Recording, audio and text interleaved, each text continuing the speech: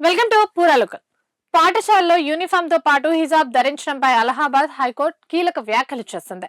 హిజాబ్ ధరించడం ఇస్లాంలో అత్యంత ప్రాథమికమైన లేదా తప్పనిసరి మతచారం కాదని స్పష్టం చేస్తూ ఓ ముస్లిం విద్యార్థిని దాఖలు చేసిన పిటిషన్ ను కోర్టు కొట్టేసింది. ప్రయాగ్రాజ్ లోని ఠాగూర్ పబ్లిక్ స్కూల్లో 10వ తరగతి పూర్తి చేసిన ఓ విద్యార్థిని అదే పాఠశాలలో 11వ తరగతిలో చేరేందుకు హిజాబ్ కు అనుమతి ఇవ్వాలని కోరుతూ పిటిషన్ దాఖలు చేసింది. తాను 6వ తరగతి నుంచే హిజాబ్ ధరిస్తున్నారని, ఇది తన మత విశ్వాసంలో భాగమని పిటిషన్ లో పేర్కొంది.